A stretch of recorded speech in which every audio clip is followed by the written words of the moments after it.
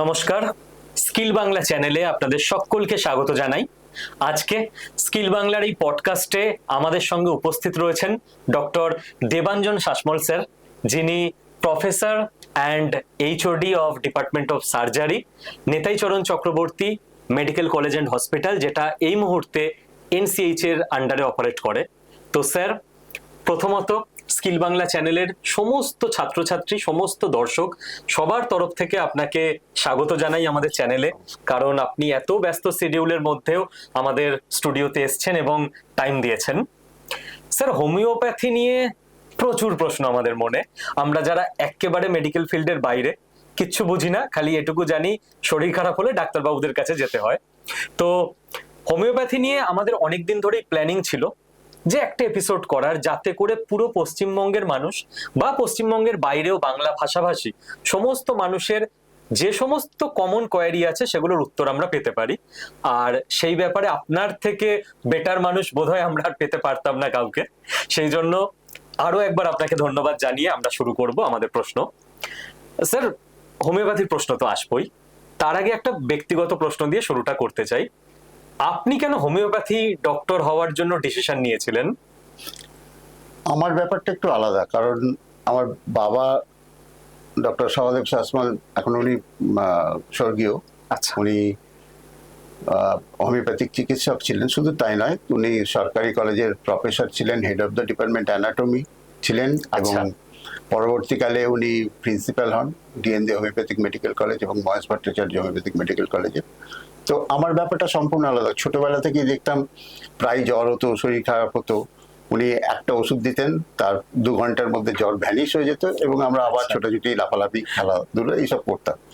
তো এই সব দেখে আমার মনে হয়েছিল হোমিওপ্যাথিক একটা এমন একটা সাবজেক্ট, এমন একটা চিকিৎসাবিদ্যা, যাতে মানুষ খুব সহজে ব্যাপারটাকে করতে পারে। এছাড়াও ধরুন আমি হচ্ছে একটা ডিপোর্ট অফ দ্য ডিজিজ বলা চলে, কারণ ক্লাস 5-এ যখন উঠি আমার ডায়াগনোসিস হয় আমি পেপটিক আলসার হয়েছে। আচ্ছা। সেখানেও ওই হোমিওপ্যাথিক ওষুধ খেয়ে পেপটিক আলসার সেরেছিল, বাবার ওষুধেই। বাবার দেওয়া ওষুধ। পরবর্তীকালে আমার হলো কি অ্যাপেন্ডিসাইটিস হলো। এই না, পেপটিক আলসার আগে হয়েছিল অ্যাপেন্ডিসাইটিস, এটা খেয়েও সেরেছিল। এরপরে হলো পেপটিক আলসার, পেপটিক আলসারটা ওই হোমিওপ্যাথিক ওষুধ খেয়ে সেরেছিল।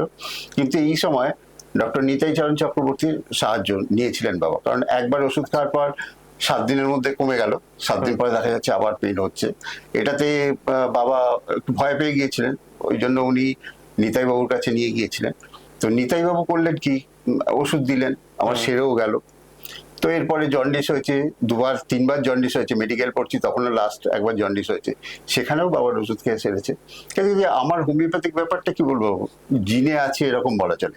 কিন্তু আমি যখন মেডিকেলে ভর্তি হলাম, মেডিকেল স্টুডেন্ট, সেখানে প্রায় আমাদের সঙ্গে 100 জন ছাত্র ভর্তি হয়েছিল, মানে আমি বাদ দিয়ে 99 জন। আচ্ছা। তো তাদের বিভিন্ন জনের বিভিন্ন মতামত ছিল। কেউ বলছিল যে কারোর যার নেই কোনো গতি সে পড়ে হোমিওপ্যাথি, কারণ তারা জয়েন্ট এন্ট্রান্স দিয়েছিল, সেখানে চান্স পায়নি, হোমিওপ্যাথিক পড়তে এসেছিল। কেউ কেউ বলেছিল যে যারা ওই মানে এ থেকে আসাম, তারপরে এ থেকে যারা পড়তে এসেছিল আসাম ওদিকে, তো ওরা কিন্তু বলেছিল যে আমরা এখান থেকে গিয়ে পাস করেই চাকরি পেয়ে যাবো, ওই জন্য হোমিওপ্যাথিক পড়তে এসেছে। এর মধ্যে খুব কম কয়েকটি ছেলে, যেমন সুভাষিস গাঙ্গুলির মতো ছেলে, ও এখন ডিএনজে কলেজের প্রিন্সিপালের জায়গাটা করছে। এইরকম কিছু বন্ধু ছিল যারা কিনা বলেছিল যে হোমিওপ্যাথিক চিকিৎসা হচ্ছে একটা খুব কম পয়সার চিকিৎসা, অর্থনৈতিক দিক থেকে পিছিয়ে পড়া মানুষের চিকিৎসা, তাদের জন্য চিকিৎসা। সব থেকে বড় কথা, আমি খুব অল্প মূল্যে মানুষের সেবা করতে পারবো। তো এটা একটা কারণ। পরবর্তীকালে আমি দেখেছিলাম, সত্যি তো, আমিও তো হাওড়া বিবেকানন্দ স্কুলে পড়েছি, ছোটবেলা থেকে ওই একটা বাণী শিখে এসেছি, জীবে প্রেম করে যেই জন সেই জন সেবিচে ঈশ্বর। তো মানুষের সেবা করতে পারবো এবং খুব কম পয়সায় মানুষকে সেবা দিতে পারবো। আর আমি যখন দেখেছি যে হোমিওপ্যাথিক ওষুধ কত তাড়াতাড়ি কাজ করে, মাত্র 2 ঘন্টার মধ্যে জ্বর রিলিফ হয়ে যায় বাবার বিদ্যা অনুযায়ী, তো সেই জায়গায় দাঁড়িয়ে আমার হোমিওপ্যাথিক পড়াটা একটা বিশাল, মানে কি বলবো, চিকিৎসক হওয়াটা তো একটা সুযোগ ছিল। এন্ট্রান্স পরীক্ষাও দিয়েছিলাম, সেই জলপাইগুড়িতে কোনো একটা কলেজে হয়তো চান্স হয়েছিল, তখন তো আমাদের মাত্র 600 সিট ছিল পুরো ওয়েস্ট বেঙ্গলে। আচ্ছা। তো ওয়েস্ট বেঙ্গলে 600 সিটের মধ্যে একদম লাস্টের দিকে আমার চান্স হয়েছিল। বাবা বললো যে ওই এমবিবিএস এর ফার্স্ট এড পড়ে লাভটা কি হবে, তুই চল আমাদের প্যাথিতে ঢুকে যা। আচ্ছা। তো তখন আমাদের হায়ার সেকেন্ডারি মার্কস বেসিস নেওয়া হতো, আচ্ছা। তখন তো আমাদের 900 পরীক্ষা হতো, ওই অনুযায়ী আমার র্যাঙ্ক পড়েছিলাম একদম নিচের দিকে। ওই শেষ মুহূর্তে আমার চান্সটা হয়ে গিয়েছিল হোমিওপ্যাথিক পড়ায়। তো আমি তারপর থেকে হোমিওপ্যাথিক স্টুডেন্ট হয়েছি। এরকম প্রফেসরই করবো এরকম কোনো ইচ্ছাও আমার ছিল না। ওকে। সেটাও বাবার সৌজন্য, বাবা জোর করে মানে একরকম ধরে ধরে আমাকে গাইড করে এই জায়গায় এনে দিয়েছেন, এনে দিয়ে গেছেন উনি, উনি আর নেই এখন। তো যাই হোক গে, আজকে এই জায়গা থেকে কিন্তু আমার হোমিওপ্যাথির ইচ্ছাটা জন্ম। স্যার, আপনার উত্তরের সময় দুটো প্রশ্ন আমার মনে এলো। আপনি বলছিলেন যে কোনো এক সময় আপনার ট্রিটমেন্টে আপনার স্বর্গীয় পিতা তিনি নিতাই বাবুর সাহায্য নিয়েছিলেন, ওনার নামেই কি এই মেডিকেল কলেজ? এই কলেজটা আবার তৈরি হওয়ার পেছনে কারণ রয়েছে। ওই আমার যখন হয়েছিল তখন 1976 সাল। আচ্ছা। সেই সময় পশ্চিমবাংলায় অ্যান্টিবায়োটিক এসেছিল, বাট পেনিসিলিনের চলটা বেশি ছিল। কাজে কাজে যে কোনো অপারেশন মানে এমনি ম্যাক্সিমাম অপারেশন সাকসেসফুল হলেও কিছু কিছু অপারেশন কিন্তু সাকসেসফুল হতো না। আবার বাচ্চাদের অপারেশন মানে পেডিয়াট্রিক সার্জারি, সেটা তো তখন হাওড়াতে পেডিয়াট্রিক সার্জন খুব কমই ছিলেন। তো সেই জায়গায় দাঁড়িয়ে অপারেশন হবে এটা একটা বিশাল ব্যাপার, মানে বাঁচবে কি মরবে এই কোনো স্থিরতা ছিল না। তো সেই জায়গায় দাঁড়িয়ে কি করা হতো, তখন উনি বাবা প্রথমে ওষুধ দিয়েছিলেন এবং ওই নিতাই বাবুর সাহায্যে সেই অ্যাপেন্ডিসাইটিসটা সম্পূর্ণভাবে সেরে গিয়েছিল ওনার দেওয়া ওষুধে। তো সেই জন্য পরবর্তীকালে নিতাই বাবু 78 সালে মারা যান। তো উনি স্বর্গীয় হওয়ার পরে বাবা প্রথম বলেন যে আমাদের মহেশ ভট্টাচার্য কলেজে দুটো শিফটে পড়ানো হতো, একটা নাইট শিফট একটা ডে শিফট। এই সময় মহেশ ভট্টাচার্য কলেজটা কি হলো, সরকারি অধিগ্রহণের ব্যাপার একটা উঠলো। তো তখন ওখানকার ছাত্র কমিউনিটি বললো যে না, আমাদের সঙ্গে ডিএমএস সেকশন চলবে না, আমরা যেহেতু ব্যাচেলার গ্র্যাজুয়েট হচ্ছি, তখন ডিপ্লোমা চলবে না। তো নাইট সেকশনের যে ডিপ্লোমা কোর্সটা, তখন বাবা প্রথম বললেন যে এইটাকে তাহলে নিতাই বাবুর নামে একটা কলেজ তৈরি করা হোক। তো সেইটা তখন তো জায়গা ছিল না, হাওড়া গার্লস স্কুল পাশেই ছিল, সেইখানে ওদের সরিয়ে নিয়ে এসে ক্লাস হতো। ওকে। এরপরে প্রায় 1 লক্ষ টাকা দিয়ে একটা জয়নন্দ দত্ত লেনে আমাদের হাওড়াতেই একটা জায়গা রয়েছে, সেখানে কেনা হয়। সেখানে সেই কেনার পরে সেইখানে ক্লাস আরম্ভ হয়।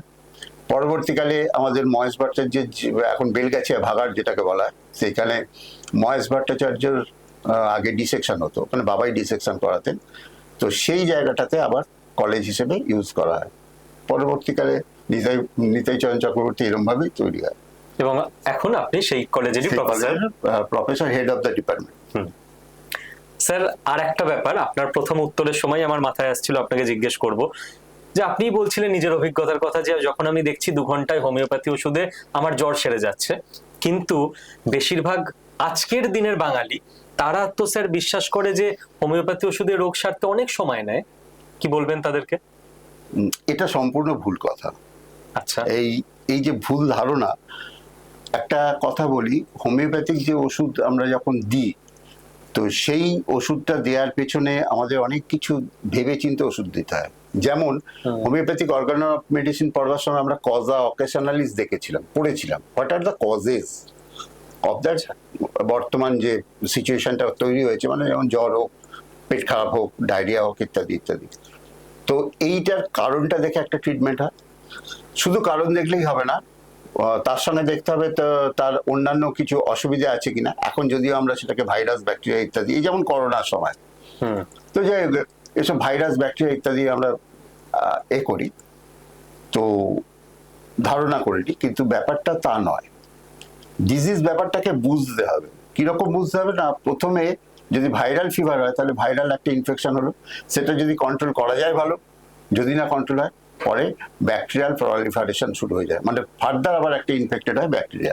যার জন্য দেখছেন না, প্রথমে কয়েকদিন জ্বর, সিম্পল জ্বর, কোনো কাশি নেই, কিছু না, নাক দিয়ে সর্দি বেরোনো নেই, কিছু নেই, হঠাৎ করে দেখা গেল তার বুকে সর্দি বসে গেল, একদম। তার মানে কি, একটা ভাইরাল ইনফেকশন হয়েছে, তারপর ব্যাকটেরিয়া তার উপর এফেক্টেড হয়েছে, ফলে এটা হচ্ছে। কিন্তু ব্যাপারটা যেটা বলতে হয়, যে আমাদের যেটা হয় কি, একদম পার্টিকুলার পেশেন্টটাকে চুজ করতে হয়। কিরকম, আমরা এই যে ভাইরাল ইনফেকশন বলি, ফিভার হয়েছে বলি, এগুলো একটা সিমটমস মাত্র, কিন্তু তার পেছনে অনেক কিছু কারণ থাকে। সেই কারণগুলোকে নিয়ে তবেই সে এই ডিজিজটা তৈরি হয়।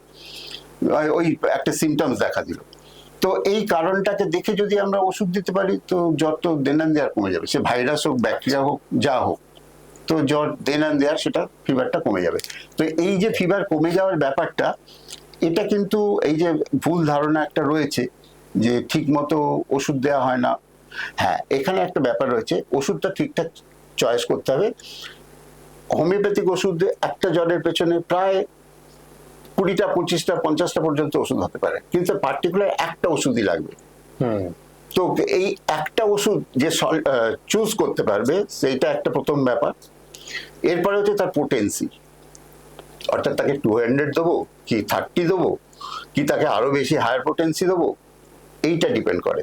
তো এই পোটেন্সি আর মেডিসিন ঠিক মতো সিলেকশন করতে পারলেই খুব তাড়াতাড়ি জ্বর কমে যাবে। স্যার, আপনার কথা শুনতে শুনতে এই উত্তর, মানে আমার নিজের অভিজ্ঞতা থেকে বলছি, যখন আমিও ছোটবেলায় আমাদের গ্রামে হোমিওপ্যাথি ডক্টর ছিলেন, তার কাছেই মূলত যেতাম। তো প্রচুর প্রশ্ন করতেন, কি খাই, ঘুম হয় কিনা, রেগে যাই কিনা, পটি কেমন হয়, অন্য কোনো অসুবিধা আছে কিনা, এটা কি এই ডিসিশনে আসার জন্য? একদম তাই। তবে এই ধারণা, এইগুলো জিজ্ঞাসা করা হয় ক্রনিক ডিজিজের ক্ষেত্রে, মানে পেশেন্ট কতদিন একটা রোগে ভুগছে, দীর্ঘদিন ধরে রোগে ভুগছে, সেই সব ক্ষেত্রে। যেমন ধরুন, বাচ্চার মা এসে বলে আমি বাচ্চাকে অ্যান্টিবায়োটিক দেবো না ডাক্তারবাবু, আজকালকার দিন আমাদের শহরাঞ্চলে, হ্যাঁ অ্যান্টিবায়োটিক দেবো না ডাক্তারবাবু, আপনি দেখুন তো কেন খালি ভুগছে, কেন এরকম প্রায় অসুস্থ হচ্ছে, কেন এরকম প্রায় সর্দি কাশি লেগে যাচ্ছে।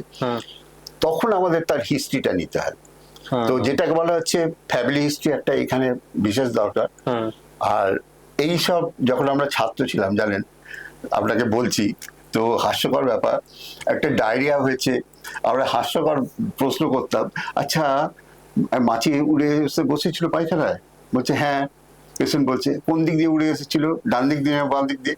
এইরকম সব মজার মজার প্রশ্ন করতাম। অ্যাকচুয়ালি এটাকে যারা হোমিওপ্যাথিক ব্যাপারটাকে জানতো না, তারা কিন্তু এইরকম ধরনের প্রশ্ন করেন, কিন্তু অ্যাকচুয়ালি ব্যাপারটা তা নয়।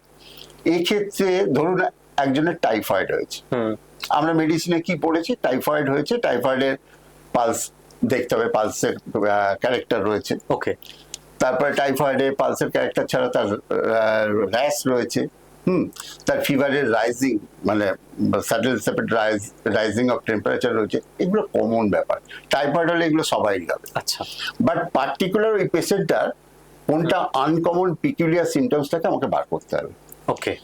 আপনি এটা দেখেছেন কি, কোনো পেশেন্টের ডিলিরিয়াম হয়েছে, টাইফয়েড হয়েছে, সেই অবস্থায় তার ডিলিরিয়াম হয়েছে, মানে পেশেন্ট ঘোরের মধ্যে আছে, কেউ কেউ হচ্ছে বিছানাটা সার্চ করছে, তার পাশে গিয়ে ডাক্তারবাবু যখন জিজ্ঞেস করছেন যে কি হয়েছে আপনার, কি হয়েছে বলুন, পেশেন্ট ওই ঘরের মধ্যে কই আমার তো কিছু হয়নি। এই যে বলুন তো, টাইফয়েড ফিভারে এইরকম ডিলিরিয়াম কোথাও লেখা রয়েছে কি? কিন্তু হোমিওপ্যাথিক শাস্ত্রে লেখা রয়েছে যে আর্নিকা বলে একটা মেডিসিন আছে যার মধ্যে এই সিমটমসটা লেখা রয়েছে। আচ্ছা। এবং এটা আমি আজকে বলছি তার একটা কারণ, আমার বাড়িতে এরকম হয়েছিল। আমার বড় মামা তখন বেঁচে ছিলেন, তো উনি এরকম বহুদিন ধরে ভুগছেন, জ্বরে কমছে না, বহুদিন বলতে 7-8 দিন হয়ে গেছে, জ্বর কমছে না, এবং খুব প্রস্টেশন, এরকম প্রায় আনকনসিয়াস হয়ে থাকছেন, ভুলভাল ভুগছেন। সেই অবস্থায় আমাদের বাড়িতে এনে রাখা হয়েছিল। তো তাকে খুব কাছ থেকে আমি বেড সাইডে দেখেছিলাম যে উনি ওরকম সার্চিং করছেন। কেন সার্চিং করছেন না, তার গায়ে টাইফয়েড হওয়ার জন্য এত ব্যথা, এত ব্রুইসনেস, সেই জন্য তিনি বিছানার সফট প্লেসটাকে খুঁজছেন, ওই জন্য তিনি হাতটাকে দিয়ে সার্চিং করছেন। আচ্ছা। তো এটা হচ্ছে আর্নিকা সিমটমস। হ্যাঁ, আপনারা বলতে পারেন টাইফয়েড হচ্ছে, ব্লাড টেস্ট করে বোঝা গেল ভিরাল টেস্ট পজিটিভ, টাইফয়েড হয়েছে, এই টাইটার ও টাইটার অনেক বেশি, আমরা বলবো এটা আর্নিকা হয়েছে। আচ্ছা। আবার দেখুন এই আর্নিকার সঙ্গে আমি সবাই ওই বেড সার্চ করতে দেখে যদি আমি আর্নিকা দিয়ে দিই, ভুল করবো। এই সার্চ করার কারণটা কি জানতে হবে। কেউ কেউ ডেলিরিয়ামের জন্য সে করবে কি, যে বিছানা সার্চ করছে, তার মনে হচ্ছে যে তার প্রত্যেকটা বডি পার্টস আলাদা আলাদা করে ছড়িয়ে রয়েছে বিছানায়, পেশেন্টের মনে হচ্ছে, সেগুলোকে সে অ্যাকুমুলেট করবার চেষ্টা করছে। এছাড়াও ব্যাপটিসিয়ার একটা পিকুলিয়ার সোয়েট ওডার আছে, যেটা দেখে আমরা ডায়াগনোসিস করি যে এটা case of baptisia, typhoid bracket baptisia. তো এইগুলোকে বলে আনকমন পিকুলিয়ার সিমটমস। একটা পেশেন্ট, নিউরোলজিক্যাল পেশেন্ট বা একটা কোমায় গেছে, একটা পেশেন্ট কোমা হয়ে গেছে, সেই অবস্থায় দেখা যাচ্ছে তার ডান পায়ের বুড়ো আঙুলটা নাড়াচ্ছে। কোনো মেডিসিনে কোমা অবস্থায় এরকম হয় বোধহয় লেখা নেই, একদম কোথাও লেখা নেই। তো সেখানে আমাদের হোমিওপ্যাথিক ওষুধ, ওই যে একদম আনকমন পিকুলিয়ার সিমটমস, ওইটা ডান পায়ের পাতাটা নাড়াচ্ছে, তাহলে এখানে আর্জেন্টাম নাইট্রিকাম একটা ভালো মেডিসিন। ওকে। তো এত সূক্ষ্মভাবে বিচার বিবেচনা করে আমাকে হোমিওপ্যাথিক মেডিসিনটা চুজ করতে হয়। তো এই চুজ করার ব্যাপার বা চয়েস করার ব্যাপারটা যদি ঠিকঠাক না হয়, তখনই হোমিওপ্যাথিক ওষুধ ফেলিওর, এবং বলবে হোমিওপ্যাথিক ওষুধে কোনো কাজ হয় না, বুঝলাম। it is nothing but a pill, sugar pill, ঠিক। water, etc. তো এইগুলো জানতে গেলে, এগুলো করতে গেলে আমাকে কি স্টাডি করতে হবে, বেড সাইডে যেতে হবে। এই যে যারা অভিজ্ঞ হোমিওপ্যাথিক ডাক্তারবাবু এতদিন আমাদের মধ্যে ছিলেন, আর যার নেই, সেই অবস্থায় তাদের কাছ থেকে শিখে নেওয়াটাই আমাদের কাজ ছিল। কিন্তু আজকে ম্যাক্সিমাম ডাক্তারবাবু, এই যে 99 জন আমাদের সঙ্গে ভর্তি হয়েছিল, আমি বাদে, ম্যাক্সিমামই তো চাকরি পেয়ে চলে গেছে। মাত্র 36 জন আমরা পরীক্ষা দিয়েছিলাম। সেই 36 জনের মধ্যে যারা ছিলেন, তারা আবার এই হোমিওপ্যাথিক স্যারেদের কাছে গিয়ে শেখার ব্যাপারটা কতটা শিখেছেন, তারা ফল পাচ্ছে। ঠিক স্যার, আবারও থ্যাংক ইউ এতটা ক্ল্যারিটি দিয়ে আমাদের বলার জন্য, বোঝানোর জন্য যে একজন হোমিওপ্যাথিক ডাক্তারবাবুর মাথায় ঠিক কি কি জিনিস চলে একজন পেশেন্টকে ট্রিটমেন্ট করার সময়। স্যার, আপনার বক্তব্য থেকেই দুটো প্রশ্ন যেটা মাথায় এলো। আপনি বলছিলেন যে আজকে শহরের কোনো মা তাদের বাচ্চাদের অ্যান্টিবায়োটিক খাওয়াতে চাইছে না, তো হোমিওপ্যাথিক ট্রিটমেন্টের মধ্যে রাখতে চাইছে, যাতে করে মোট কথা অ্যালোপ্যাথিক ওষুধের বা অ্যান্টিবায়োটিকের যে সাইড এফেক্ট, রেজিস্ট্যান্স ক্ষমতা কমে যাওয়া ইত্যাদি থেকে সে সন্তানকে বাঁচাতে পারে। হোমিওপ্যাথির কি কোনো সাইড এফেক্ট নেই? অবশ্যই, মেডিসিন মাত্রই, ওষুধ মাত্রই তার সাইড এফেক্ট থাকবে, এই ধারণাটা খুব ভুল। এই যে অনেকে করেন কি, যে এই হোমিওপ্যাথিক নাকি একটা পারিবারিক চিকিৎসা, ওই আমি একটা ওষুধ চুজ করলাম, সেটা খাইয়ে দিলাম। এবং সব থেকে বাজে অবস্থা হয়েছে কি, এখন আগেকার দিনে ডাক্তাররা নিজের চেম্বার থেকে ওষুধ দিয়ে দিতেন, তার একটা খুব ভালো ফল ছিল। বর্তমানে এমন আমরা আইনের ফাঁদে জড়িয়ে পড়েছি, আমাদের প্রেসক্রিপশন করতে হয়। তো এই প্রেসক্রিপশন করতে গিয়ে একটা অসুবিধা কি, ডাক্তারবাবুকে আবার ভিজিট দেবো, ঠিক আছে, ডাক্তারবাবু তো প্রথমে যে প্রেসক্রিপশন আছে ওইটা দেখেই খাইয়ে দিই, বাট এইটার ব্যাপারটা হচ্ছে কি, ওই সময় তার আর্সেনিক অ্যালবাম হয়েছিল, এখন তো তার আর্সেনিক অ্যালবাম হয়নি, এখন হয়তো তার পোডোফাইলাম হয়েছে। তো আমি তাকে যদি ওই পোডোফাইলাম হয়েছে, আমি তাকে আর্সেনিক অ্যালবাম খাওয়ালাম, তাহলে কি হবে, জিনিসটা তো আরো বেশি অ্যাগ্রাভেশন করে যাবে, তাই না? তো এই ব্যাপারটাই কিন্তু জানতে হবে। তাহলে এই যে আমরা এতদিন ধরে পড়ছি, এত পেশেন্টকে ঘাঁটছি, পেশেন্টের পাশে বেড সাইডে গিয়ে দাঁড়াচ্ছি, কি শিখছি, সেটা তো বাড়ির মায়ের পক্ষে জানা সম্ভব নয়। আমি একটা ছোট্ট উদাহরণ দিই। আমার মা, নিজের মা, উনি একটুখানি কোলেস্টেরলের প্রবলেম ছিল কি ছিল না আমি জানি না, তো টেস্ট করা হয়েছিল, সেই সময় ছিল না। কিন্তু উনি করতেন কি, কিছু হলে পেটের ট্রাবল, উনি একটু খেতে ভালোবাসতেন, পেটের ট্রাবল হলে পালসেটিলা খেয়ে নিতেন। আচ্ছা, এটা কিন্তু ব্যাড এফেক্ট আছে। রেগুলার পালসেটিলা যদি খাওয়া যায় তাহলে কিন্তু অসুবিধা হবে, যার ফলে পরবর্তীকালে দেখা গেল ওনার মধ্যে পালসেটিলার ক্যারেক্টারই ফুটে উঠলো, আর অন্য কোনো মেডিসিন দিত ক্যারেক্টার উঠতো না। এটা খুব ডেঞ্জারাস।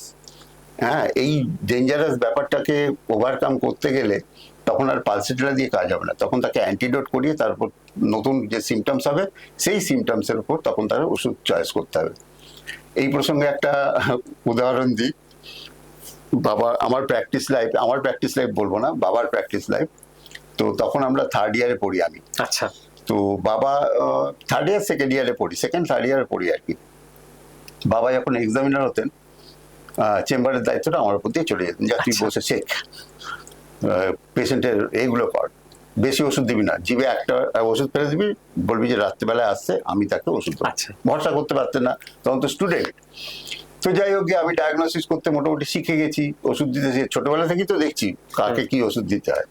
তো এরকম একটা ব্যাপার। তারপর খানিকটা পড়াশোনা করেছি, প্যাথোলজির নলেজ আছে, অ্যানাটমি ফিজিওলজি তো নলেজ আগেই হয়ে গেছে, ফার্মাসিরও নলেজ হয়ে গেছে। তো এইবার আমি তাকে যখন ওষুধ, একটা পেশেন্ট এসেছে, তাকে যাই জিজ্ঞাসা করি তাতেই সে রেগে বোম হয়ে যায়, মানে প্রচন্ড জোর রেগে যায়, ভায়োলেন্স। তো তাকে এইসব সিমটমস দেখে আমি বলছি, বাবা একে কি ওষুধ দেবো? বাবা তো বলেছিল যে একটা ওষুধ ছেড়ে দিয়ে তুই ছেড়ে দিবি, রাত্রেবেলা আসতে বলবি। এ তো যা দিতে যাচ্ছি তা তো নাক্সেরই ক্যারেক্টার দেখা যাচ্ছে, পেশেন্ট তো নিজেই নাক্স। তো এইরকম ভাবে চিন্তা করতে করতে তাকে অনেকক্ষণ ধরে জিজ্ঞাসা করছে, আর সেও রেগে যাচ্ছে। অবশেষে তার স্ত্রী বললো, ডাক্তারবাবু একটা বাজে অভ্যেস আছে আমার সঙ্গে। আমি বললাম, কি অভ্যেস? না, উনি রাত্রেবেলা শোয়ার সময় নাক্স 200 একটা ডোজ খেয়ে শোবেন। না খেলে কোনো কাজই হবে না। আমি বললাম যে এইরকম করলে যে বাবা যে এতগুলো ওষুধ দিয়েছেন, কোনোটাই তো কাজ হবে না। আপনি এরকম রেগুলার নাক্স খেয়ে শুচ্ছেন?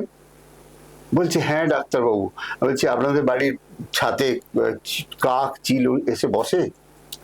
তখন বলছি, এসে বলছে, না ডাক্তারবাবু আপনি ঠিকই বলেছেন, উনি এত চিৎকার চেঁচামেচি করেন, কেউ আমাদের বাড়ির চালেতে কাক পক্ষী এসে বসে না। আমার তো ভালো ব্যাপার। তারপরে আমি বললাম যে আপনি এই নাক্স কার্ডটা উইথড্র করুন।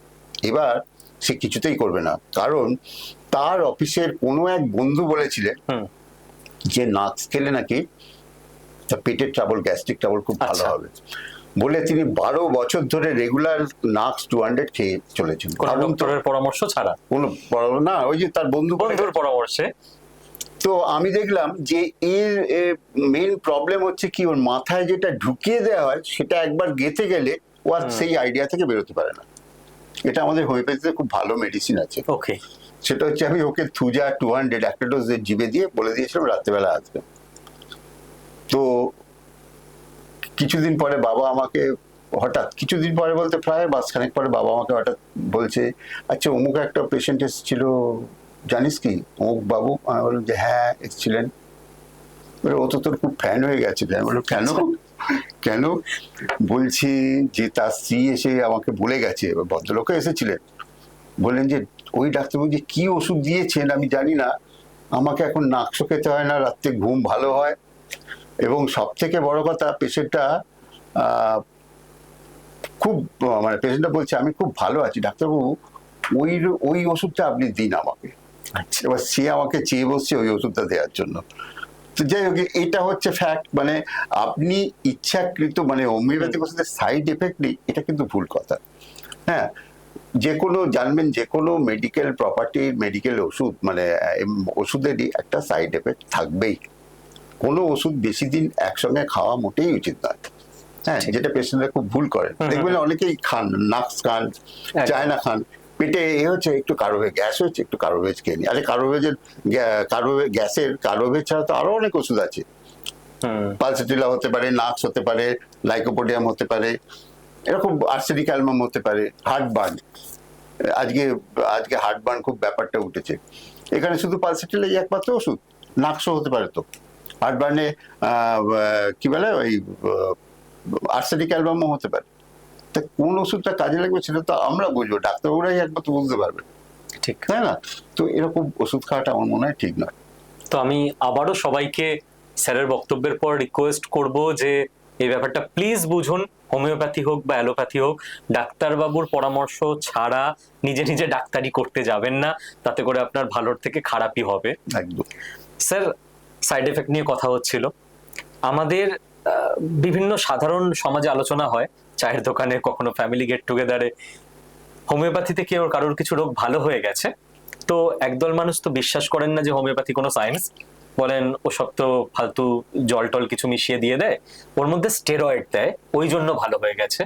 তো এই অভিযোগ কতটা সত্য? আজকের দিনের, আজকে আমরা ডাক্তারবাবু হয়েছি, আমাদের ছাত্ররাও তৈরি হয়েছে, আমরা তো অন্তত বিশেষ করে ছাত্রদের এই পরামর্শ দিই যে তোমার প্যাথি ছাড়া তুমি অন্য কোনো প্যাথি ওষুধ ইউজ করবে না, সে আয়ুর্বেদ হোক, অ্যালোপ্যাথিক হোক, ইত্যাদি ইত্যাদি ইউজ করতে বারণ করি। তবে আজকালকার দিনে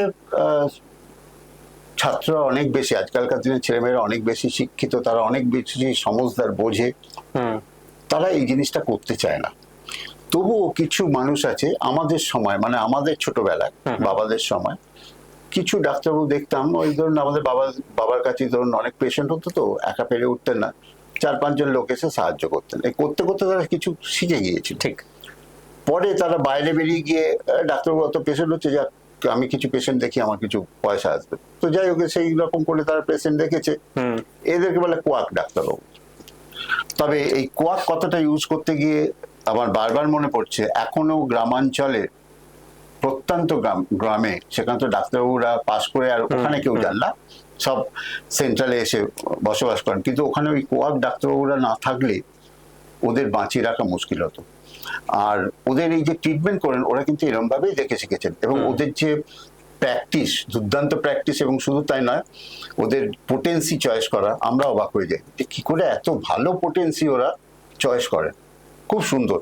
এবং আমি মনে করি ওরা আছেন বলে গ্রাম বাংলায় এখনো কিছু মানুষ চিকিৎসা পাচ্ছেন, তাহলে আমরাই পাশ করা ডাক্তারবাবুরা সবই তো কলকাতায় চলে আসছি, শহরাঞ্চলে চলে আসছি। তো ওদেরও যেমন গুরুত্ব রয়েছে, কিন্তু তার সঙ্গে সঙ্গে ওদেরকে এটাও বোঝা উচিত, স্টেরয়েড আদার দেন হোমিওপ্যাথিক ইউজ না করাই ভালো। ওকে। কারণ স্টেরয়েড ইউজ করার একটা নির্দিষ্ট নিয়ম রয়েছে, সেই নিয়মে সেটাকে ইউজ করতে হয়। হয়তো হঠাৎ একটা ডোজ দিয়ে দিল, সেটা আলাদা কথা, কিন্তু রেগুলার যারা স্টেরয়েড ইউজ করেন তার ব্যাড এফেক্ট প্রচুর। তাই স্টেরয়েড ইউজ করে না করাই ভালো। তবে আমরা সাধারণত এখনকার দিনে কেউ স্টেরয়েড চট করে ইউজ করে না। একটা সময় স্টেরয়েড খুব ইউজ হতো, সেই সময় যখন ধরা পড়তো তিনি তো মার খেতেনি। আমার জানাশোনা একজন আছে যিনি তার ছেলেকে চাইল্ড স্পেশালিস্ট করেছিলেন, সেই চাইল্ড স্পেশালিস্ট ডাক্তারবাবু তিনিও কিছুদিন কয়েক দশক সেখানে প্র্যাকটিস করতে পারেননি তার বাবার জন্য। পরবর্তীকালে 10 বছর বা 20 বছর পরে তিনি ফিরে এসে আবার প্র্যাকটিস করছেন। তো এই ব্যাপারগুলোকে একটু কশাস থাকতে হবে। আপনারা যারাই ট্রিটমেন্ট করুন না কেন, যে কোনো অছিলায় তার রেজিস্ট্রেশন নাম্বারটাই করতে পারেন। আর এখন তো ইন্টারনেটের যুগে রেজিস্ট্রেশন নাম্বার আপনি ইচ্ছে করলেই পেয়ে যাবেন।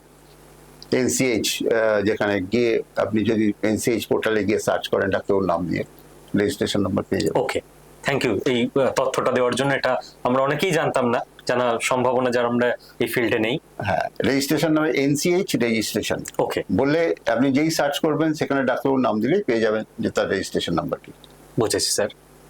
স্যার, স্টেরয়েড ছেড়ে বাকি যে কোর হোমিওপ্যাথি মেডিসিনটা, এটার ব্যাপারে যেটা জানতে চাইবো আপনার থেকে, প্রচুর পত্রপত্রিকাতেও এই নিয়ে লেখা হয়, আনন্দবাজার পেপারের মতো পেপারেও লেখা হয়েছে যে প্রচুর মানুষের দাবি সায়েন্টিফিক ভাবে হোমিওপ্যাথি প্রমাণিত নয় নাকি, এবং হোমিওপ্যাথির ওই কয়েকটা, আপনিও বলছিলেন যে মানুষজন মনে করে সুগার পিল, তার মধ্যে কিছু একটা মিশিয়ে দিয়ে দিচ্ছে, তো সেটা কিভাবেই বা মানুষের বডিতে কাজ করে। তো আমি ওই একটা লেখার কথাই মনে করতে পারছি, কার লেখা এক্সাক্ট নাম মনে পড়ছে না, তিনি আবার পাল্টা যুক্তি দিয়ে বলেছিলেন যে গবাদি পশুদের কিছু রোগ হয়েছিল, তো সেখানে হোমিওপ্যাথি প্রয়োগ করে দেখা গেছে তারা সুস্থ হয়ে গেছে। তো মানুষের ন্যায় সাইকোলজিক্যাল একটা মনে হতে পারে যে আমি ওষুধ খাচ্ছি সুস্থ হচ্ছি, কিন্তু গবাদি পশুরা তো অন্তত সাইকোলজিক্যালি কোনো কিছু মনে করার মধ্যে যায় না, সত্যি সুস্থ হয়েছে বলেই প্রমাণ পাওয়া গেছে। তো সায়েন্টিফিক প্রমাণ কতটা, কিভাবেই বা এই মেডিসিন কাজ করে? সায়েন্টিফিক বলতে দেখুন, এখন আমি আবার বলি এনসিআরএইচ বলে একটা সংস্থা আছে হোমিওপ্যাথি। এনসিআরএইচ, হ্যাঁ, ওকে স্যার। সেখানে রিসার্চ হয় হোমিওপ্যাথিক নিয়ে, রিসার্চ হয়, প্রচুর ছাত্র বিএইচএমএস গ্র্যাজুয়েশন হওয়ার পরে সেখানে চাকরি পায়, রিসার্চ করেন। সেই রিসার্চ ওয়ার্ক খুব জোর কদমে চলেছে এবং আগামী দিন আরো বেশি এই রিসার্চ ওয়ার্ক হবে। কিন্তু যেটা বলা হচ্ছে যে হোমিওপ্যাথিক ওষুধ দিয়ে, এই যে আমি একটা পিল জিভে দিলাম, 4-6টা পিল জিভে দিলাম, তার অসুখ সেরে গেল, এর কতখানি সায়েন্টিফিক ব্যাখ্যা আছে?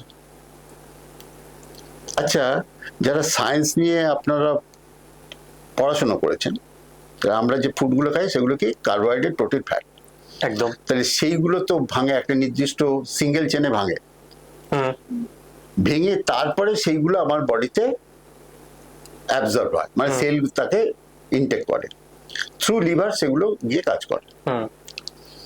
তাহলে একটা জিনিস যখন একটা কেমিক্যাল ফর্মে না গেলে সেটা যখন আমার বডিতে অ্যাবজর্ব হয় না, সেইখানে দাঁড়িয়ে হোমিওপ্যাথিক ওষুধ কিভাবে তৈরি হচ্ছে সেটা আবার জানতে হবে। আচ্ছা, ধরুন আমি বেলেডোনা তৈরি করছি। বেলেডোনা একটা গাছ, বেলোডোনার এক্সাম্পল দিলাম, এই নিয়ে খুব রিসার্চ হয়েছে বলে তাই বলছি। একটা গাছের পাতাটাকে কি করলাম, মানে তার ফুল ফোটা অবস্থায়, এই অবস্থায় সেই গাছের পাতাটা নেবো, নিয়ে সেটাকে কি করব, ভালো করে পরিষ্কার করে নেবো, করে নিয়ে তাকে চপ করে কাটবো বা ছোট ছোট করে কেটে সেটাকে ম্যাসারেশন করব, করে সেখান থেকে তার যে জুসটা পাবো সেই জুসটাকে সুগার অফ মিল্কের সঙ্গে মিশিয়ে, নির্দিষ্ট পরিমাণে মিশিয়ে তাকে ট্রাইটুরেশন করব, করে একটা মেডিসিন তৈরি হবে। এইখানে হাইপোথিসিস হচ্ছে কি, বলা হচ্ছে যখন ওই যে অ্যালকালয়েড, বেলেডোনার অ্যালকালয়েডের যে কেমিক্যাল বন্ড, সেই বন্ডটার মধ্যে এমন কিছু মলিকুল থাকবে যেগুলো আমাদের এই হোমিওপ্যাথি তিনখানা ভেহিকেল ইউজ করি। ভেহিকেল মানে যে বই নিয়ে যায়, অর্থাৎ ওষুধের ক্ষমতাটাকে যে ক্যারি করবে, সেই তিনটে ভেহিকেল হচ্ছে, এক হচ্ছে ওয়াটার, দুই হচ্ছে সুগার অফ মিল্ক, আর তিন হচ্ছে অ্যালকোহল। এইটাকে যদি আমি সিঙ্গেল চেনে ভাগ করি কেমিক্যালের তথ্য অনুযায়ী, কেমিস্ট্রির তথ্য অনুযায়ী, তাহলে দেখা যাবে যে এর মধ্যে এই তিনটে সাবস্টেন্সের মানে ভেহিকেলের মধ্যেই COH আর সোডিয়াম, এগুলো সব রয়েছে, বিশেষ করে কার্বন, অক্সিজেন ও হাইড্রোজেন রয়েছে। এই অ্যালকালয়েড, যেই অ্যালকালয়েড হোক না কেন, তার মধ্যে minimum carbon oxide, oxygen, hydrogen এগুলো থাকবেই থাকবে। তো যখন থাকবে তখন সেগুলোর সঙ্গে সেটা মিক্সড হবে, মিক্সড হয়ে একটা নতুন একটা সাবস্টেন্স তৈরি করবে, যে সাবস্টেন্সটা আমার বডিতে কি করবে, হিলিং পাওয়ারটা তৈরি করতে পারবে। আচ্ছা, এইরকম ভাবেই ওষুধ কাজ করে। যার জন্য অ্যালোপ্যাথিক ওষুধ দেখবেন কি হয়, ট্যাবলেট খেলে আমরা কি করি, সেটা স্টমাকে যাবে, স্টমাকে যাওয়ার পর সেটা জলের সঙ্গে গুলবে, ফুডের সঙ্গে গুলবে, গুলে সেটার থেকে যে মেডিকেল প্রপার্টিটা বেরোবে টার্গেট অর্গানে যাবে। আমাদের ক্ষেত্রে হয় কি, ডাইরেক্ট টাঙে যখন আমি ফেলছি, টাঙের মধ্যে রিসেপ্টর রয়েছে, সেই রিসেপ্টর ওটাকে অ্যাকসেপ্ট করছে, through nerve pathway direct target অর্গানে পাঠিয়ে দিচ্ছে, ফলে আমাদের ওষুধ খুব তাড়াতাড়ি কাজ করে। এটা আমার দাবি। আমার দাবি কেন, যারা হোমিওপ্যাথিক ডাক্তারবাবু তাদের প্রত্যেকেরই দাবি এটা। এবং অ্যালোপ্যাথিক ওষুধের থেকেও ফাস্ট কাজ করা উচিত। তবে হ্যাঁ, ওই ওষুধটা ঠিক হতে হবে, number one. Number two, potency, হ্যাঁ, চয়েস অফ মেডিসিন আর চয়েস অফ পোটেন্সি, এই দুটো ঠিক হতে হবে। এবং এইটাকে সার্চ করার নামই রেপার্টরি। এই রেপার্টরি সাবজেক্ট সম্বন্ধে যার নলেজ না থাকবে তার পক্ষে ভালোভাবে প্র্যাকটিস করা খুব মুশকিল হয়।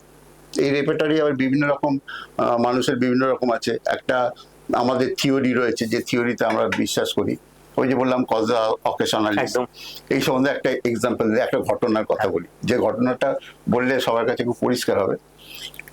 একদিন আউটডোরে, মানে তখন আমরা জুনিয়র ডাক্তারবাবু, হোমিওপ্যাথিক হসপিটালে আউটডোরে 6 মাস ডিউটি করতে হয়, আর 6 মাস অ্যালোপ্যাথিক হসপিটালে ডিউটি করতে হতো আমাদের সময়। তো এই 6 মাস যখন ডিউটি করছে হোমিওপ্যাথিক হসপিটালে, সেই সময় বাবার একদিন আউটডোর ছিল। আচ্ছা, শুক্রবার দিন বাবার আউটডোর থাকে। তো একটি ছেলে একদম শয্যাশায়ী অবস্থায়, মানে কি বলবো, পেশেন্টরা প্রায় আনকনসিয়াস, তার ঠাকুমা তাকে কোনো রকমে রিক্সায় করে, তখন তো টোটো ছিল না, রিক্সায় করে বয়ে এনেছে। তো বাবা কখন আসবে, ডাক্তারবাবু কখন আসবেন, বারবার জিজ্ঞাসা করছেন। আমরা তাকে, পেশেন্টটাকে ভালোভাবে কেস টেকিং করলাম সকাল থেকে, মানে প্রায় 1 ঘন্টা এরকম মরমর অবস্থা, কেস টেকিং করলাম। তো বাবা যথারীতি আমাদের তখন মহেশ তো নিতাই চরণের প্র্যাকটিক্যাল করাতেন, মানে ডিসেকশন করিয়ে, প্র্যাকটিক্যাল বা ডিসেকশন, ডেড বডি কেটে ডিসেকশন করে ছাত্রদের পড়িয়ে আস্তে আস্তে প্রায় 10টা সাড়ে 10টা হয়ে গেছে, 8টা সাড়ে 8টায় আউটডোর শুরু হয়ে গেছে। তো এসে উনি দেখলেন পরপর প্রচুর রুগী জমে গেছেন, তিনি দেখলেন, দেখে দেখে ওষুধ দিয়ে যাচ্ছেন, কারণ ওনার ওটা অভ্যেস হয়ে গেছে, ওনাদের সত্যি ওদের এক্সপিরিয়েন্স অন্যরকম এক্সপিরিয়েন্স। তো এই পেশেন্টটা যখন এলো, কিছু না দেখেই তাকে পালসেটিলা প্রেসক্রিপশন করে দিল। তো আমাদের ছেলেরা তো রেগে বোম, যারা ইন্টার্নি করছে, এই স্যার এরা কি করেন, এদের জন্য হোমিওপ্যাথিক 2টা ভয়, ইত্যাদি ইত্যাদি বললেন। যাকে আমি তো বাবার ছেলে সহতে আমার মাথাটা হিট হয়ে গেল, কাঁচু মাচু হয়ে আমি নিজেকে সেভ করবার চেষ্টা করছি, সত্যি বাবার এরকম ভাবে করা উচিত হলো না। আমরা সবাই মিলে এতক্ষণ ধরে, প্রায় 1.5 ঘন্টা ধরে কেস টেকিং করলাম, তা উনি কিছু না দেখে, কেস টেকিং না দেখে পালসেটিলা দিয়ে চলে গেলেন। তো যাই হোক, 3 দিন পরে সেই ছেলেটা এসেছে। আসতেই আমার সব বন্ধুরা তাকে ছেঁকে ধরেছে, একদম বলছে, এই তোর কি করে সারলো রে, তুই কোন হসপিটালে ভর্তি হলি, কতদিন পরে ফিরলি, ইত্যাদি ইত্যাদি। বলে কেন হসপিটালে ভর্তি হতে যাবো কেন, ছেলেটা বলছে। হয়তো ডাক্তারবাবু ওষুধ দিলেন, সকালবেলা খেলাম, 2 ঘন্টা পরে দেখলাম যে আমি রীতিমতো উঠে পড়েছি। 2 ঘন্টা পর থেকে আমি স্যারের, ডাক্তারবাবু ওষুধ খেয়ে যাচ্ছি, ভালো হয়ে গেছে। 3 বার ওষুধ খেয়েছি, সব ওষুধ খাইনি। তা আজকে তুই কেন এসেছিস? বলছি যে আজকে ঠাকুমার আজকে খুব অবস্থা খারাপ, ঠাকুমা বলে দিয়েছে ডাক্তারবাবুর কাছে যেতে, ডাক্তারবাবু ওষুধ দিয়ে দিলে ঠিক হয়ে যাবে। তো যাই হোক, পরে বাবা এলেন, বাবা তাকে ওষুধ ফষুধ দিয়ে যাওয়ার সময় এবার সবাই মিলে, তখন বাবার খুব তাড়া, কারণ মহেশ ভার্সিটি যে ক্লাস নিতে যাবেন, বাড়িতে গিয়ে স্নান করবেন, খাবেন, তারপরে মহেশে ক্লাস নিতে যাবেন, প্লাস তার মধ্যে আবার চেম্বার রয়েছে। তো বলছে তোমরা কেস টেকিং করো, ঠিকঠাক মতো কেস টেকিংটা করো না। বলে স্যার তা বলে আপনি কোনো কেস টেকিংটা দেখলেনই না, আর আপনি একটা ওষুধ দিয়ে কেন পালসিটার দিলেন, আপনাকে বলতেই হবে। বলছি এখন কি ওয়েদারটা কি চলেছে? কেন স্যার? বর্ষাকাল। তো বর্ষাকালে কোন জিনিসটা বেশি খায় মানুষ? বলছে কেউ চিন্তা করতে পারে বর্ষাকালে আবার কোন জিনিসটা বেশি খায়। তখন বাবা বলে দেখ এখন বাজারে প্রচুর ইলিশ মাছ উঠেছে, ওই ইলিশ মাছ খেয়েছিল বলেই ওরকম পাতলা পায়খানা হচ্ছে, পরের দিন যখন আসবে জিজ্ঞেস করবি। তো সত্যি কথা, এই কথাটা আমাদের মাথাতেই আসেনি। পালসাটিলা হচ্ছে থার্স্টলেস পেশেন্ট, অথচ পেশেন্ট বারে বারে একটু একটু করে জল খাচ্ছে।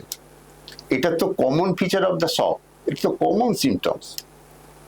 এই সিমটমসটাকে তো নিলে হবে না, আমাকে নিতে হবে তার লুজ মোশনটা হচ্ছে ডিউ টু ফ্যাটি ফুড।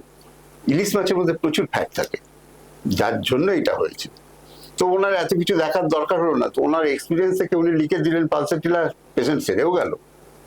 তো ক্লিনিক্যাল এইরকম হতে হবে হোমিওপ্যাথিতে, কমন সেন্স প্লাস এক্সপেরিয়েন্স। একদম। এই ক্লিনিক্যাল আইটা যেদিনকে তৈরি হয়ে যাবে না, সেদিনকে ওই হোমিওপ্যাথি এত রেপার্টরাইজেশন করবার দরকার হবে না, 1.5 ঘন্টা ধরে কেস টেকিং করবারও দরকার হবে না অ্যাকিউট কেসে। হ্যাঁ, ক্রনিক কেসে অবশ্যই সময় লাগে।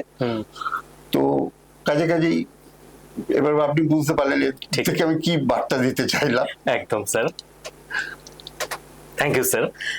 স্যার, ক্রনিক কেস, অ্যাকিউট কেসের কথা আপনি বলছিলেন, তো আমি যদি মূল কয়েকটা সমস্যার ব্যাপারে আসি, সেটা হচ্ছে ধরুন অ্যাজমা, স্কিনের ডিজিজ, সোরিয়াসিস, যেগুলো বছরের পর বছর ধরে মানুষ সমাধান পায় না, হোমিওপ্যাথিতে এর সমাধান আছে, ট্রিটমেন্ট হয়।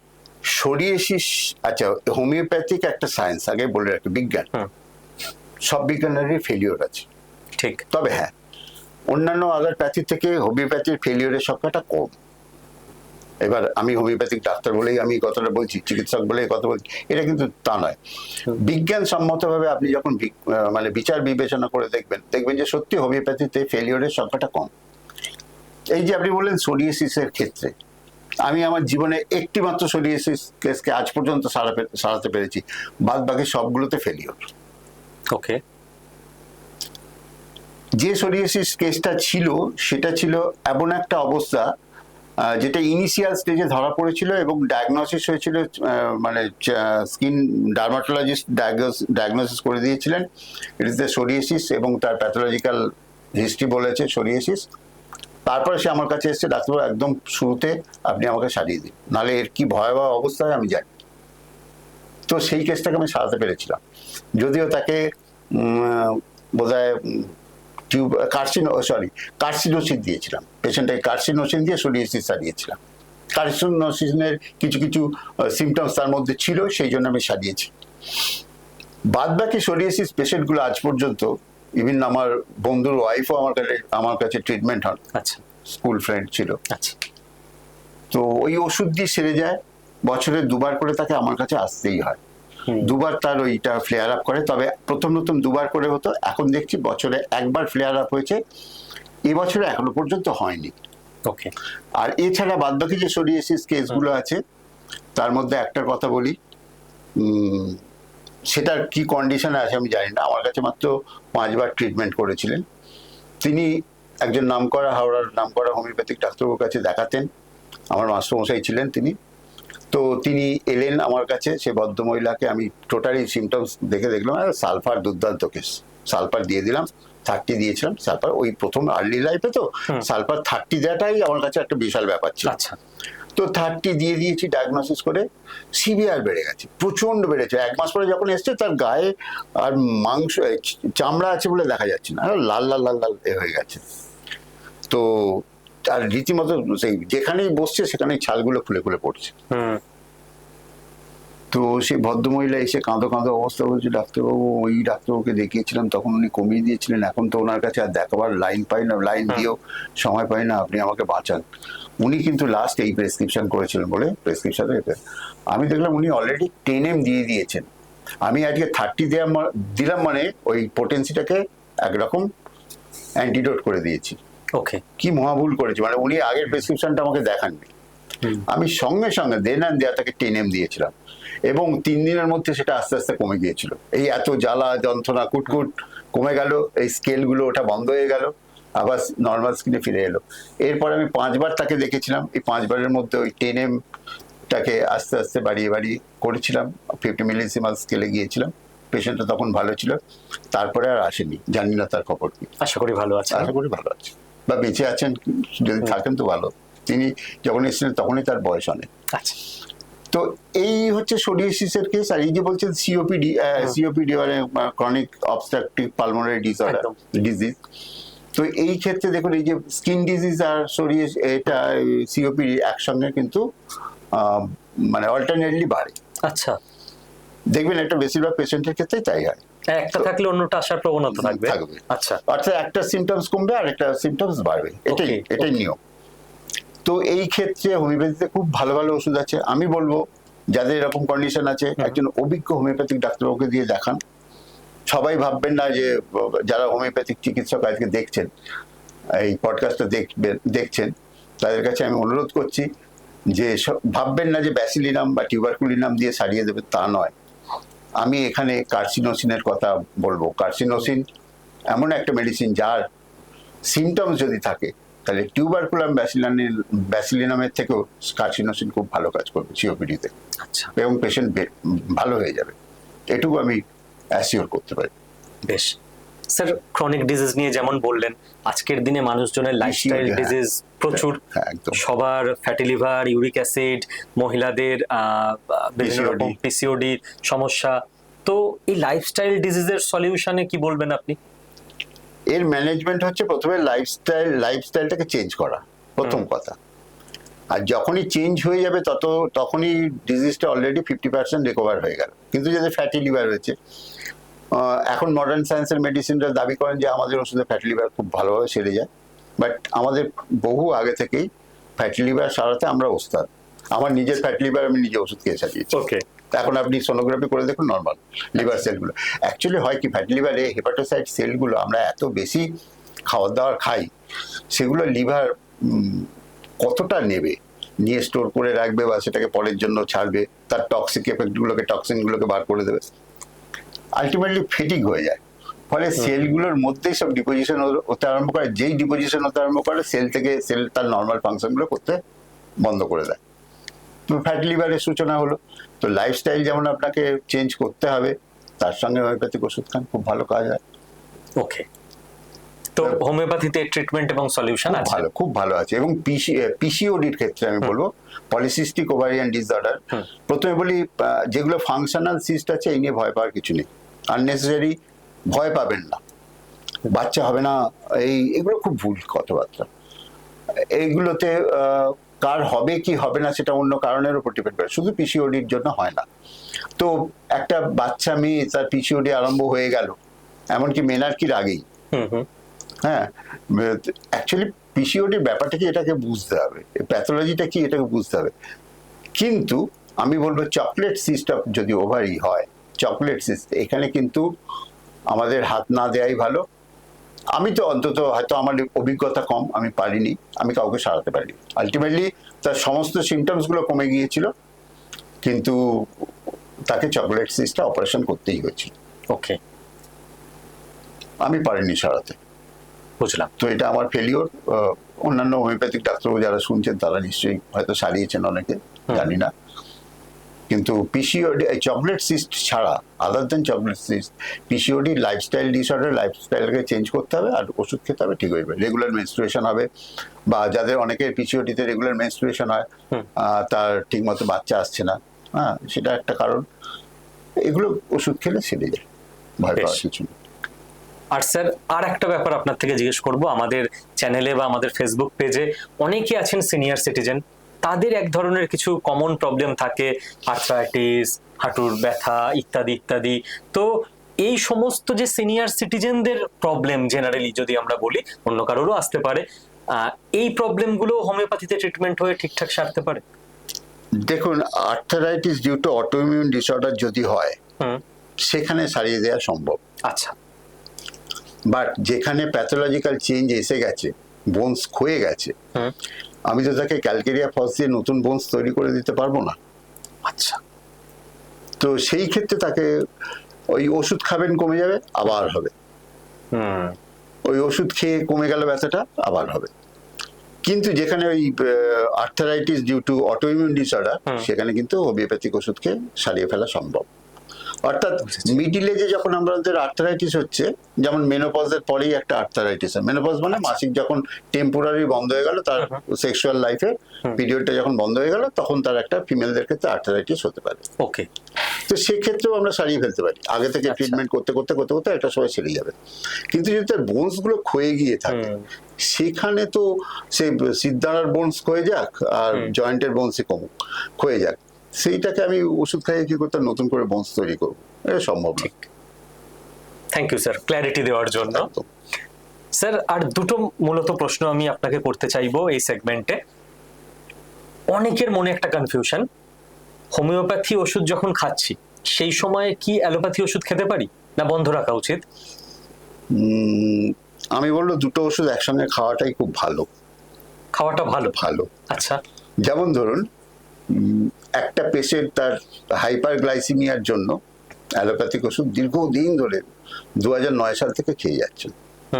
তাকে আমি যদি আজকে হঠাৎ করে বন্ধ করি, যে না আপনি ওই সুগারের ওষুধটা বন্ধ রাখুন, বা থাইরয়েডের ওষুধ থাইরোনম খেয়ে যাচ্ছেন 2009 সাল থেকে, আজকে যদি হঠাৎ বলে যে না আপনি থাইরয়েডের ওষুধ বন্ধ করে দিন, আমি যা ওষুধ দিচ্ছি এতেই কাজ হবে, এটা পুরোপুরি ভুল আইডিয়া। কারণ ওই ওষুধটা তার শরীরে একরকম ভাবে এফেক্ট করতে আরম্ভ করে দিয়েছে। আদার দেন ওই ওষুধ কিন্তু হঠাৎ করে যদি বন্ধ করে দেয়, তার সাইড এফেক্ট শুরু হয়ে যাবে। আচ্ছা। সেখানে আপনার ওষুধও যেমন হোমিওপ্যাথিক ওষুধও যেমন চলবে, তার সঙ্গে অ্যালোপ্যাথিক ওষুধও চলবে। আচ্ছা।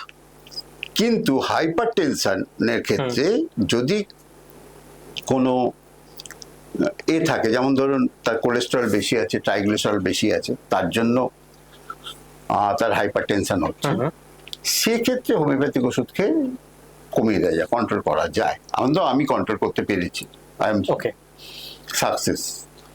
তো সেটা একটা ব্যাপার গেল। কিন্তু যেখানে অ্যাথেরোস্ক্লেরোটিক চেঞ্জ এসে গেছে, মানে এতদিন ধরে ফ্যাট খেয়ে খেয়ে খেয়ে খেয়ে ভেতরের ওই লাইনিং যে মেমব্রেন আছে তার মধ্যে অ্যাথেরোমা তৈরি হয়ে গেছে, অ্যাথেরোস্ক্লেরোটিক চেঞ্জ এসে গেছে, তাহলে কি হয়েছে, ব্লাড ভেসেলস এর ওয়েট, পাতটা তো ন্যারো হয়ে গেছে, শুরু হয়ে গেছে একদম। তো সেই সরু হয়ে যাওয়ার জায়গা দিয়ে যদি ব্লাড যায়, তার তো প্রেশার বাড়বে। হ্যাঁ। আবার ধরুন যারা হাইপারগ্লাইসেমিক পেশেন্ট, দীর্ঘদিন ধরে তারা হাইপারগ্লাইসেমিয়ায় ভুগছেন, তার ভেসেলস গুলোতে এমনি ন্যারো হয়ে যাবে, ডিউ টু অ্যাথেরোস্ক্লেরোটিক চেঞ্জের জন্যই হোক বা হাইপারগ্লাইসেমিয়ার জন্যই হোক। কারণ হাইপারগ্লাইসেমিয়া মানে কি, আমার বডিতে যে সুগারটা তৈরি করে, মানে মল্টোজটা যেটা তৈরি হচ্ছে, সেই সুগারটা আমি সেলের মধ্যে ঢোকাতে পারছি না, সেলগুলোকে সাপ্লাই দিতে হচ্ছে না, কারণ ল্যাক অফ ইনসুলিন। ওই সময় তো ইনসুলিন কাজ করে, তবেই তো সেলের মধ্যে ঢুকবে। তো সেইখানে আমার যদি ইনসুলিন কম থাকে, তাহলে ব্লাডের মধ্যে প্রচুর সুগার রয়েছে। হ্যাঁ, তো ওই জন্য ওটাকে মধুমেহ বলা হয়। আচ্ছা। তো ব্লাডে প্রচুর সুগার রয়েছে, কিন্তু সেলের মধ্যে ঢুকতে পারছে না, তাহলে ব্লাড ভেসেলসটাও তো সেল দিয়ে তৈরি, তাহলে তার সেলের মধ্যে নিউট্রিশন ঢুকছে না, ফলে ন্যারো হচ্ছে, ফলে ব্লাড ভেসেলস গুলো ন্যারো হয়ে যাচ্ছে, তাদের তো হাইপারটেনশন হবেই। আচ্ছা। তো সেই ক্ষেত্রে সেই প্রিকশন নিয়ে যদি আমি ওষুধ দিই, তবেই কাজ হবে। আর না হলে আপনারা যদি মনে করেন, এই যে যারা এই কিছুক্ষণ আগে কথা হচ্ছিল না, যে বাড়িতে হোমিওপ্যাথিক চিকিৎসা মানে বাড়ির চিকিৎসা, হোম ট্রিটমেন্ট, তো এইরকম হোম ট্রিটমেন্ট, ও ডাক্তারবাবু আমার মেয়ের হাই প্রেশার হয়েছিল প্রেগন্যান্সির সময়, রাউলফিয়া দিয়েছিলেন, বলে তুমি রাউলফিয়া খাও তো, বলে তার স্বামীকে অর্ডার দিল, তো রাউলফিয়া খেয়ে গেলেন। এদিকে যে কেন তার হাইপার টেনশন হচ্ছে সেটা তিনি বুঝলেন না। এর ফলে কি হলো, তার ট্রাইগ্লিসারাইডটা নর্মাল ছিল, এই অ্যালকোহল খাওয়ার জন্য, তো nothing but alcohol based medicine, alcohol খাওয়ার জন্য তার ট্রাইগ্লিসারাইডটা আরো বেশি বেড়ে গেল, মানে হিতে বিপরীত হয়ে গেল, আরো বেশি মৃত্যুর দিকে এগিয়ে গেলেন। এই জন্য হোম মেডিসিন খাওয়াটা উচিত নয়। ওই ওষুধটা খেয়ে হোমিওপ্যাথিতে এর ভালো হয়েছে, আবার মেয়ের ভালো হয়েছিল বলে মেয়ের বাবারও ভালো হয়ে যাবে, এটা কিন্তু ঠিক নয়। বুঝতে পেরেছি স্যার। আদার কমপ্লিকেশন শুরু হয়ে যাবে। স্যার লাস্ট একটা প্রশ্ন আপনার জন্য, তারপর অন্য দিকে দু তিনটে প্রশ্ন করব। সেটা হচ্ছে আপনারা মানুষজনকে খেতে দেন না কেন? আপনারা বলেন কফি খাবেন না, পেঁয়াজ খাবেন না, রসুন খাবেন না, টক খাবেন না, এত বাধা নিষেধ দেন কেন? আজকের বিজ্ঞানীরা যারা হোমিওপ্যাথির বাইরে, মানে তারা হোমিওপ্যাথিক চিকিৎসক নন, তারা ট্রিটমেন্ট করছেন, জানি না স্যার শুনছেন কিনা। আমার মনে হয় এই ধারণাটা খুব ভুল।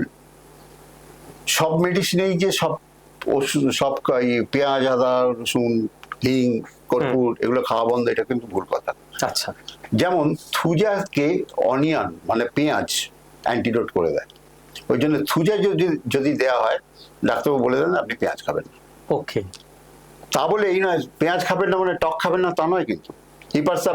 হিপারসাল পালসেটিলা মেডিসিন খাওয়ার সময় টক খাওয়াটা নিষিদ্ধ, কারণ ওটাতে ওই দুটো মেডিসিনের অ্যাকশন কেটে যায়। কাজে কাজে সব মেডিসিনই যে এই এতগুলো জিনিস খাওয়া বন্ধ করে দাও, এটা ভুল কথা, এক নাম্বার। আর দ্বিতীয় কথা, এই জিনিসগুলোর জন্য যদি তার শরীরে কোনো ব্যাড এফেক্ট হয়, সেই জন্য আপনাকে তো বন্ধ করতেই হবে। বুঝতে পেরেছি। সেই জন্য আপনাকে বন্ধ করতেই হবে। ধরুন আপনার মাংস, আপনার ইউরিক অ্যাসিড বেশি আছে, আপনি মাংস খেয়ে যাচ্ছেন রান্না, তো সেটা কি ঠিক হবে? তো সে যে কোনো ডাক্তার, শুধু হোমিওপ্যাথি কেন, অন্যান্য ডাক্তারবাবুরাও বারণ করবে যে আপনি বেশি মাংস খাবেন না, ডিম খেলেও সপ্তাহে একটা ডিম খাবেন, এই তো বলবে। এটা ডায়েটিশিয়ানের ব্যাপার। হ্যাঁ, কাজে কাজেই এইগুলো, এই ধারণাগুলো কিন্তু সম্পূর্ণ ভুল। এই ফুচকা খাবেন না, হোমিওপ্যাথিক ওষুধ খাচ্ছেন, এটা কিন্তু ভুল কথা। আমি নিজে ফন্ড অফ ফুচকা। আচ্ছা। হ্যাঁ, মাইসেলফ ফন্ড অফ ফুচকা। তো আমি মাঝে মধ্যে সময় পেলে ফুচকা খাই, সেই স্কুল লাইফ থেকে খাচ্ছি, এখনো খাচ্ছি। তবে হোমিওপ্যাথিক ওষুধ তো খাচ্ছি, আমার কি ক্ষতি হয়েছে? তাই না? কাজে এইগুলো স্পেসিফিক। হ্যাঁ, স্পেসিফিক কিছু কিছু ড্রাগের ক্ষেত্রে, মেডিসিনের ক্ষেত্রে কিছু কিছু জিনিস খাওয়া বন্ধ। বুঝতে পেরেছি। সব মেডিসিনের ক্ষেত্রে কিন্তু বন্ধ নয়, এটা ভুল কথা। আচ্ছা স্যার, রোগ সুস্থতা এসব নিয়ে অনেক আলোচনা হলো। এবার আপনারও আর বেশিক্ষণ সময় নষ্ট করব না, আমরা এই আলোচনার একেবারে লাস্টের দিকে চলে এসেছি। তিনটে অ্যাসপেক্ট আপনার থেকে জানতে চাইব।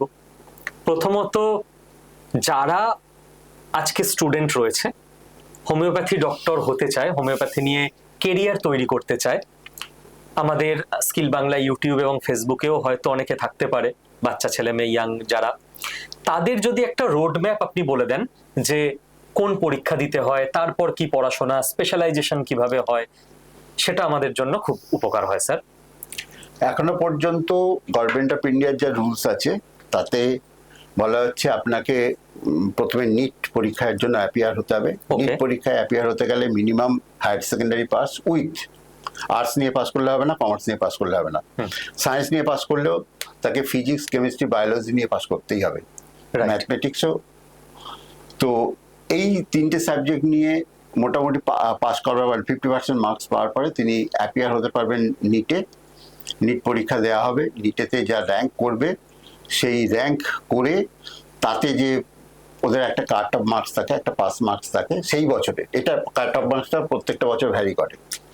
গতবারে 140 ছিল বলে এবারেও 140 থাকবে তা নয়, এবার হয়তো 150 বা 160 বা 200 হতে পারে। তো এই কাট অফ মার্কসটাকে পেরোতে হবে, অর্থাৎ নিট পরীক্ষা দেওয়ার পর তার টোটাল নাম্বার হতে হবে 140, গতবারে ছিল, এবারে কি হবে জানি না। সেই কাট অফ মার্কস হওয়ার পরে সে পাস করলো নিট। পাস করবার পর তার র্যাঙ্ক অনুযায়ী সে মেডিকেল কলেজে চান্স পাবে, কাউন্সিলিং হবে, সেখানে তারা অ্যাপিয়ার হবে। অ্যাপিয়ার হওয়ার পরে সেই কাউন্সিলিং এর অনুযায়ী তার চান্স হবে। তবে নিট পাস করলেই যে সবাই এমবিবিএস, বিএইচএমএস বা ডিএইচএমএস পড়তে পারে, এই বিইউএমএস, বিআইএমএস পড়তে পারে তা নয় কিন্তু। আচ্ছা, পাস করার পরেও তাদের ওই র্যাঙ্ক অনুযায়ী ওই ওই কলেজে গিয়ে অ্যাপ্লাই করতে হবে, তবেই তারা চান্স পাবে, নাহলে নয়। মানে পাস করলেই যে আপনি যে ডাক্তারিতে চান্স পেয়ে যাবেন এটা আর নেই। তো এরপর সে পড়বে বিএইচএমএস। বিএইচএমএস পড়লে ধরুন আমাদের এখানে সাধারণত বিআইএমএসটা সবাই আগে নিয়ে নেয়, এমবিবিএস এর পরে ডেন্টাল নেয়, ডেন্টালের পরে বিআইএমএস নেয়। আবার কারোর নার্সিং এ যার ইচ্ছে থাকে, বোধহয় নার্সিংটা এর মধ্যে আসেনি, আমি জানি না ঠিক। তবে তারপরে লাস্টের গুলো আমাদের হোমিওপ্যাথিতে আসে। কিন্তু সেখানেও সরকারি কলেজে ওয়েস্ট বেঙ্গলে যার র্যাঙ্ক রয়েছে তাতে মানে টোটাল অল ইন্ডিয়া মিলে 171টা কলেজ রয়েছে, এখন একটু বেড়েছে, কয়েকটা নতুন আবার কলেজে হয়েছে, ইনক্লুড হয়েছে, টোটাল এক্সাক্ট নাম্বারটা আমার মনে নেই।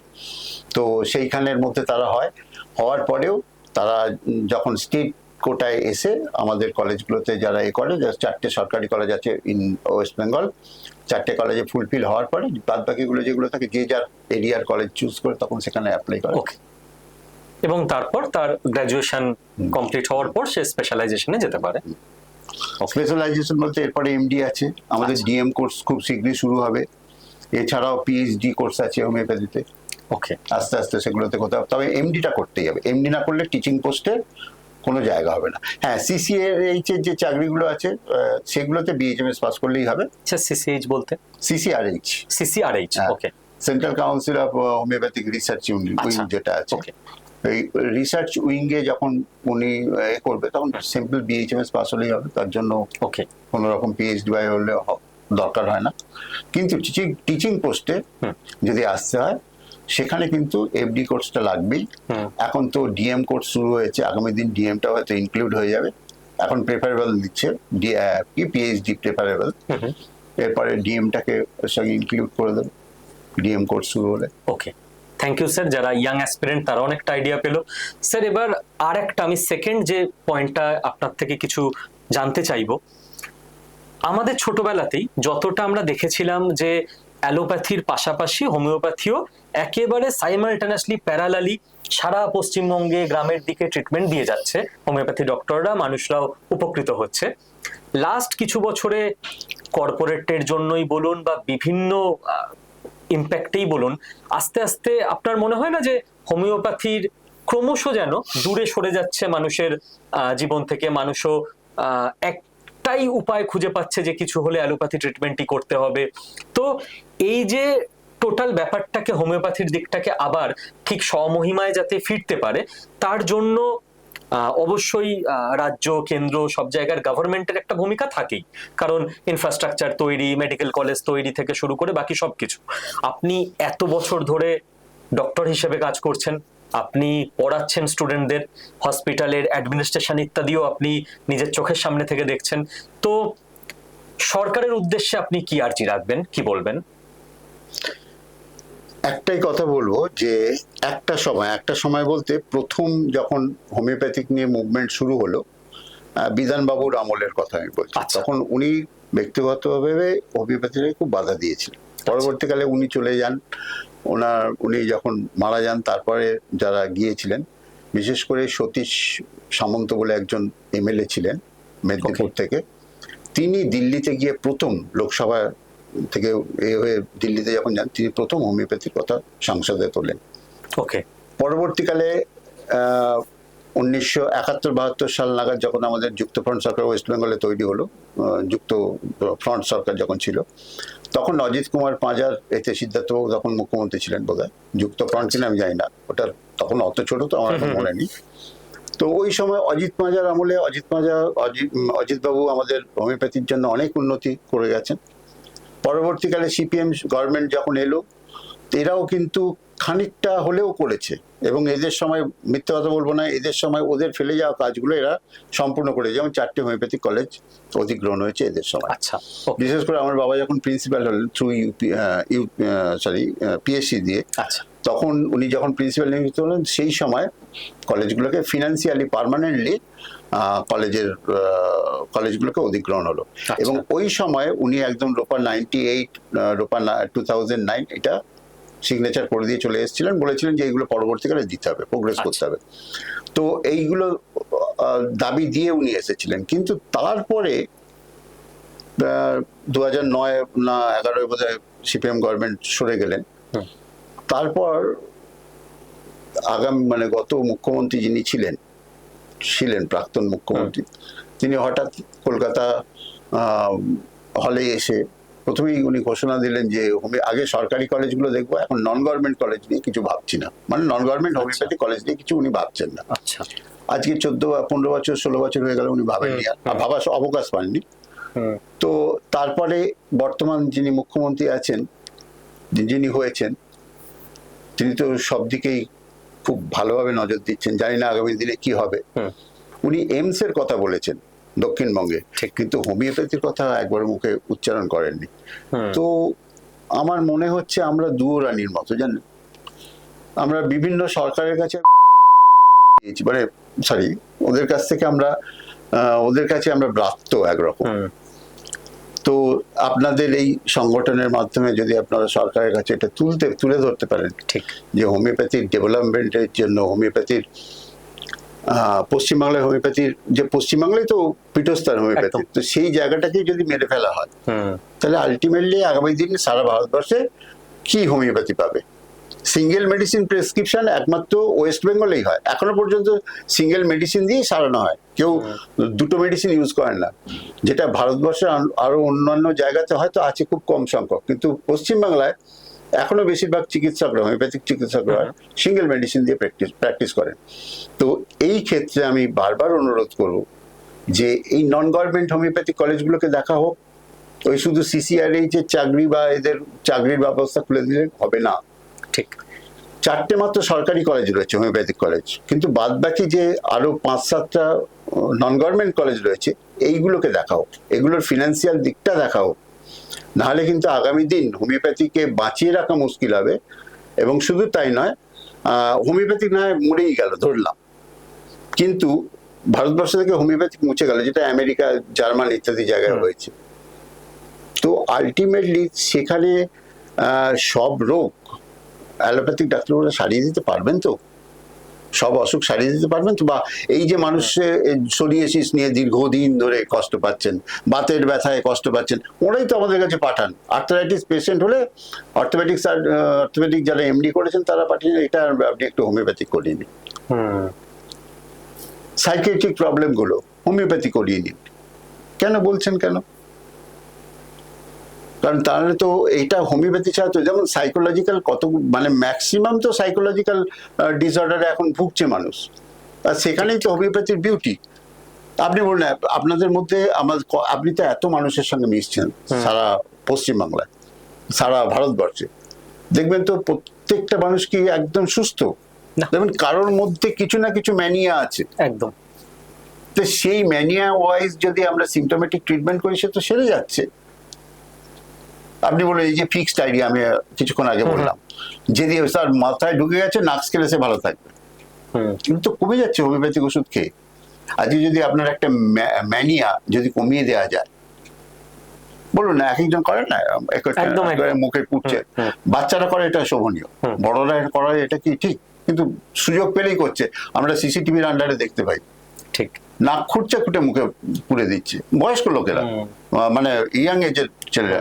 তো এই যে এইগুলো তো ঠিক নয়, একদম, এগুলো তো সভ্যতা নয়। তাহলে এইগুলো রেখেছে হোমিওপ্যাথিতে খুব ভালো ভালো মেডিসিন আছে। শুধু তাই নয়, একটা পেশেন্ট যখন সাইকোলজিক্যালি মানে ট্রান্সফার হয়ে যাচ্ছে, মানে সাইকোলজি তার ফিজিক্যাল থেকে তার সাইকোলজিক্যাল প্লেনে চলে যাচ্ছে, সেখানেও হোমিওপ্যাথিক মেডিসিন খুব ভালো আছে।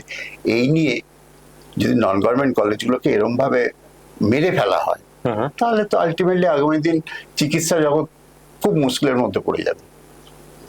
কোনো চিকিৎসা বিজ্ঞানী বলতে পারে না আমরাই সেরা, আমরাই সবাইকে সারিয়ে দেবো, এ হতে পারে না। কিন্তু সব রকম সেগমেন্টের অবদান আছে, অবশ্যই অবদান আছে। সেই জন্যই তো লাস্টে সিপিএম সরকার গভর্নমেন্ট যখন চলে গেলেন, শেষের দিকে ওরা করেছিলেন কি, প্রত্যেকটা অ্যালোপ্যাথিক হসপিটালে হোমিওপ্যাথিক ডাক্তার নিযুক্ত করেছিল। আচ্ছা, চিকিৎসা ওই সেটা তো এখন উঠেই গেছে। আজকে নন গভর্নমেন্ট কলেজগুলোকেই দেখা হচ্ছে না ঠিক মতো ভাবে, কি করে বাঁচবে আগামী দিন?